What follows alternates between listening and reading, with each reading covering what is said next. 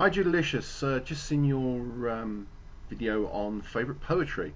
This is an interesting one because I used to quite enjoy poetry myself, certainly when I was at school. Even in primary school I was taken to writing the stuff, so I just wish I'd actually kept it. My favourite poem, it was tough, you're absolutely right, it's a very tough choice. And it was a choice between two poems really. First one was Jabberwocky, this is the one that didn't make it. Jabberwocky by Lewis Carroll from Alice Through the Looking Glass. I just remember the first time I heard it, which was watching the Disney film Alice in Wonderland when I was very, very small, because the Cheshire Cat sings it during one scene. And I remember reading it when a friend of mine was doing A-level English Lit. Unfortunately, I was doing science, so didn't really, and I was really, really bad English at that time. But the poem I have chosen is another piece of classic British nonsense by the master of British nonsense, Edward Lear. I remember this particular poem. I did a project on Edward Lear when I was at school again. So these are really poems that have stuck with me since childhood. And this is one of my favourites. I remember once having to draw a pictorial representation of 4 lines of it. And everybody in the class had to do that. They each had their own 4 lines, and we drew pictures of it. And we put in a big roller. We made a sort of like cardboard television set, and we did the whole thing, and we turned the whole poem into a sort of an artwork. It's model television. But this is it. This is The Jumblies by Edward Lear.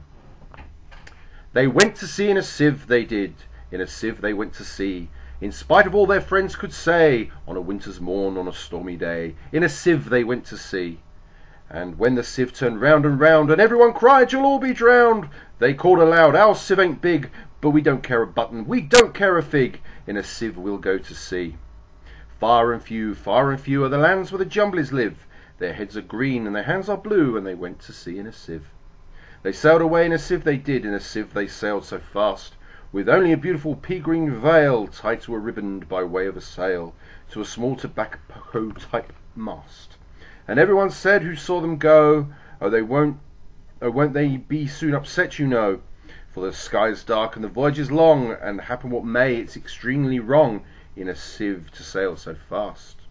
Far and few are the lands where the Jumblies live, their heads are green and their hands are blue, and they went to sea in a sieve. The water it soon came in, it did, the water it soon came in. So to keep them dry they wrapped their feet in a pinky paper all folded neat, and they fastened it down with a pin. And they passed the night in a crockery jar, and each of them said, how wise we are! Though the sky be dark and the voyage be long, yet we never can think we were rash or wrong, while round in our sieve we spin. Far and few are the lands where the Jumblies live, their heads are green and their hands are blue, and they went to sea in a sieve. And all night long they sailed away, and when the sun went down, they whistled and warbled a moony song, to the echoing sound of a coppery gong, in the shade of the mountains brown. Oh Timballoo, how happy we are, when we live in a sieve and a crockery jar, and all night long in the moonlight pale we sail away with a pea-green sail, in the shade of the mountains brown. Far and few are the lands where the Jumblies live, their heads are green and their hands are blue, and they went to sea in a sieve. They sailed to the western sea, they did, to a land all covered with trees. They bought an owl and a useful cart, and a pound of rice and a cranberry tart, and a hive of silvery bees. They bought a pig and some green jackdaws, and a lovely monkey with lollipop paws, and 40 bottles of Ringbo Ree, and no end of Stilton cheese. Far and few are the land where the Jumblies live. Their hairs are green and their hands are blue, and they went to sea in a sieve. And in 20 years they all came back, in 20 years or more, and everyone said how tall they've grown, for they've been to the lakes and the Torrible Zone, and the hills of the Chankly Bore. And they drank their health and gave them a feast of dumplings made of beautiful yeast. And everyone said, if we only live, we too will go to sea in a sieve, to the hills of the Chankly Bore.